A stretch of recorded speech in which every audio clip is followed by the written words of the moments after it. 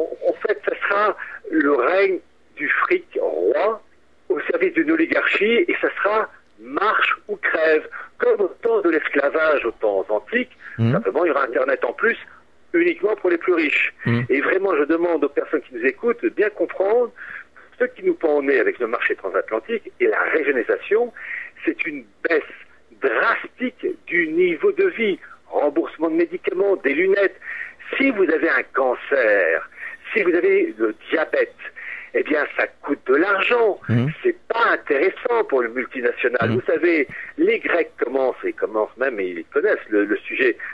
Pourquoi la mortalité en Grèce augmente? Parce qu'ils peuvent plus se soigner, et que pour l'oligarchie mondialiste, on peut se débarrasser de gens qui nous coûtent cher, qui ne servent à rien. C'est vraiment une question de marche ou crève. Et malheureusement, les Français, dans leur immense majorité, n'ont pas compris la chape de plomb destructrice, inhumaine, qui va s'abattre et nous étrangler de plus en plus. On est dans un système pervers, diabolique, carrément, quoi. Oui, pervers, tordu, vicelard, qui est capable en plus de duplicité et de... voilà, donc c'est ça qui me frappe quand même, l'étude du nouvel ordre mondial, mondialisme, de ces acteurs. J'étudie ça depuis des années. Et par exemple, au coup du marché transatlantique, je connais ça depuis 2002. Et donc il a fallu que ça soit Obama qui lance le truc pour qu'enfin la chose devienne officielle, parce qu'avant c'était la théorie du complot, après ça l'est plus. Mais il y a une volonté de la part de ces élites, en fait, de se faire un fric fou, sur fond d'une religion universelle aussi, parce qu'il y a une sorte de mystique que j'appelle mystique satanique, il faut dire le mot, et aux dépens, tout simplement de la dignité de l'homme, tout simplement. Et les gens n'ont pas compris ça. Ils le comprendront lorsque ils ne pourront pas rembourser leurs médicaments, ou bien qu'on leur dira, écoutez, la maladie que vous avez, ça engage des frais. Vous savez, vous avez des cas similaires en Angleterre, où vous avez eu des personnes atteintes de cancer en stade avancé, on laisse entendre la famille, on va quand même pas s'acharner, ça va coûter de l'argent, et puis hop, dégage. Voilà. Heureux ceux qui seront en bonne santé, mentale et physique, parce que le reste va avoir quelques petits soucis. Oui. Donc ce sont des gens sans foi ni loi. Oui, sans foi ni loi, sans humanité. Oui, j'essaie de trouver un terme plus fort, parce que il y a une perversion, il y a un fond satanique, parce que finalement, tout ce qu'on va voir, soit qu'on assiste, c'est la destruction de la création, la destruction du cadre, enfin des familles, des nations, destruction de la nature. Mais regardez ce qui se passe aux États-Unis avec gaz de schiste, etc. C'est le fric d'abord et avant tout, quitte à polluer et à dégrader. Donc il y a une volonté de détruire la création, et c'est ça peut-être le plus dur à faire comprendre, c'est que ce mondialisme est un messianisme au profit d'une minorité et aux dépens de la masse. Alors, Pierre Hillard, si vous aviez un message adressé aux auditeurs, ça serait quoi le message? Alors, j'allais dire nos adversaires, c'est pire que ça, c'est nos ennemis. Nos ennemis progressent depuis non pas des années, mais des dizaines d'années, en raison de notre ignorance. C'est ça, je vous citais Bertelsmann. Bertelsmann a joué un rôle capital après le non français-hollandais en 2005, puisque c'est eux, ils n'ont pas été, il n'y a pas eu que, mais ils ont joué un très grand rôle, et ils sont à l'origine de la remise sur les rails du projet Giscard qui est devenu traité de Lisbonne. Et cette fondation Bertelsmann est aussi un empire des médias. Et qui sait en France que Bertelsmann dirige RTL, la revue Géo, Femmes Actuelles. Vous avez la plus grande maison d'édition américaine qui s'appelle Random House, qui est dirigée par Bertelsmann et qui a édité un certain président Obama. Et c'est un empire des médias. M6, le patron, c'est Bertelsmann. Qui connaissait en France? Donc, c'est ça qui est terrible. Il y a une ignorance qui fait que les gens croient qu'on peut faire ceci, on peut faire cela, et ils se rendent pas compte qu'il y a en face des personnes ou des groupes, des instituts, des clubs qui sont ultra puissants, qui ont d'immenses moyens financiers et qui vont imposer leur vue aux dépens de personnes qui croient, avec leur simple bulletin de citoyens, imposer leur vue. Je veux dire, les pauvres choux, les pauvres petits, donc l'ignorance, vraiment j'insiste là-dessus, il faut avoir une véritable culture politique, historique, philosophique, importe l'étiquette politique, parce que ce côté-là, ils sont interchangeables, nous disent on va faire ceci, on va faire cela. Quand on a une véritable culture politique ou historique, on sait qu'ils mentent.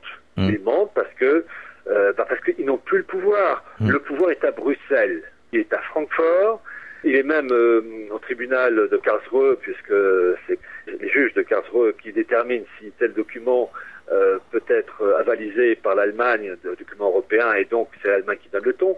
Parce que dans cette histoire, en fait, il y a un couple germano-anglo-saxon.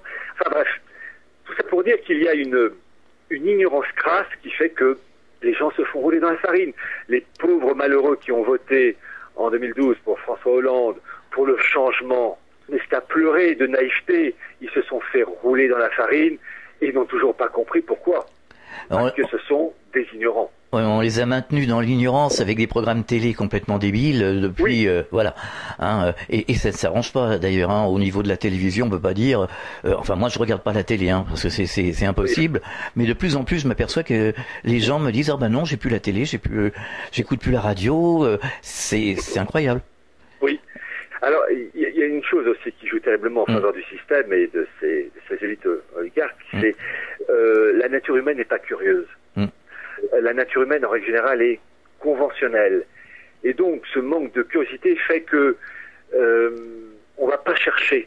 Vous citez Bertelsmann. À l'origine, c'est une entreprise de médias et qui a commencé vraiment au ras des pâquerettes, une petite imprimerie. Ça a été créé en 1835. J'ai dit 1835. C'est ensuite devenu un empire des médias. Et puis ensuite un centre de recherche, la Fondation Bertelsmann. Bon, eh bien, j'ai écrit un livre sur la Fondation, sur Bertelsmann, qui est sorti en 2009. C'est le premier livre en langue française sur Bertelsmann, alors que la chose a été créée en 1835. Vous vous rendez compte 1835-2009.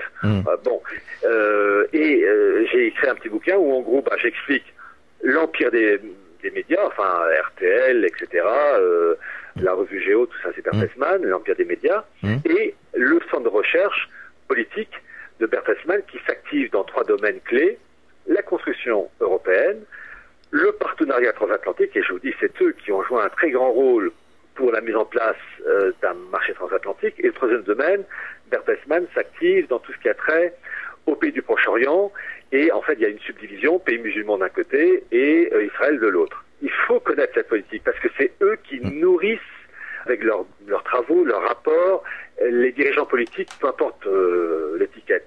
Et c'est ça qu'il faut connaître. Et je vous dis, je suis toujours ahuri de l'ignorance, de la candeur, du côté très conventionnel, et puis finalement de ce côté petit monde bien fermé. J'ai ma télé, j'ai mes cours, j'ai mes vacances, j'ai ma feuille d'impôt à payer, j'ai des trucs très limités, les marmots à emmener à l'école ou à récupérer, qu'il faut évidemment, tout ce que je dis est normal, tout ce qu'il faut vivre comme ça, mais il n'y a rien au-dessus. Voilà, c'est ça. J'ai envie de dire, mais votre petit monde, votre petite bulle, elle ne peut perdurer que si les gens au-dessus de vous donnent toujours leur feu vert. Le jour où ils voudront vous casser la gueule, ils se gêneront pas, ils ne comprendrez pas pourquoi ça part tout d'un coup. Et c'est ça, la masse humaine, et ça je dis la masse, peu importe l'origine sociale au niveau d'études, ils ont une vision limitée, leur petit monde, leurs courses, l'incendie qu'il y a eu dans la ville, la grand-mère qui s'est cassée la figure dans un escalier. Sincèrement, oui, c'est vrai. C'est un monde très limité. Oui. C'est un monde très limité. Quand tout d'un coup on leur dit, vous savez, il y a un marché transatlantique de 800 millions de consommateurs qui va se mettre en place et que les multinationales vont avoir le dernier mot, ils vous regardent, quoi, comment, maintenant c'est pas possible. Et que, vous savez, le remboursement de médicaments pour vos enfants, un jour vous allez avoir du mal à les rembourser les médicaments parce que ces multinationales vont vous serrer le kiki. Elles vont tomber de nues, ces personnes. On a l'impression qu'on assiste en ce moment à deux mondes parallèles. Les gens qui sont au courant, qui se bougent, qui s'activent, qui ont conscience de plein de choses, et puis les gens qui écoutent, par exemple, TF1 ou France 2, et qui continuent sur leur lancée. Alors, je parle aussi bien du peuple que des politiques, tout le monde. Alors, il y a les gens conscients d'un côté et les gens complètement lobotomisés. Oui, et en fait... vous dites juste, il y a deux mondes, mais il y a un petit monde et un grand monde. Il y a un petit monde de gens à peu près conscients, et vous avez une masse informe, et quand je dis cette masse, je le redis, peu importe l'origine sociale, niveau d'études, qui est à côté de la plaque, mais à un point. Et cette inertie, ce côté, vous savez, ça me fait toujours penser aux baleines qui s'échouent sur les plages, elles meurent en fait écrasées, propre poids. Ben là, la masse, comment dire, elle s'étouffe dans son monde très limité, vidange, graissage, la voiture, vous savez, les choses qu'il faut faire. Évidemment, il y a la vie de tous les jours, moi à titre personnel, c'est pareil. Mais simplement, je rajoute un cran au-dessus. Bien et sûr. Dans mon petit monde, il n'y a pas que ça. Mais le problème, c'est que je sais que mes voisins, il n'y a que ça. Et que les gens à Nîmes, il n'y a que ça. Qu'à Paris, il n'y a que ça. À Strasbourg, il n'y a que ça. Enfin, que ça, à partout. 90%. Enfin, et il y a, heureusement, peu importe les endroits, des personnes qui sortent du lot. Mais je sais que la majorité, c'est limité. Et en même temps, c'est épouvantablement creux. Et la plupart des gens ne réalisent pas et ils s'en foutent. Et finalement, ces élites oligarchiques, elles nous méprisent. Et il y a des moments, je me dis que leur mépris, et Dieu sait, je ne les aime pas, je les comprends quelquefois un peu. Comment peut-on avoir du respect, de l'estime pour des gens avachis? Oui, c'est pour ça que c'est pour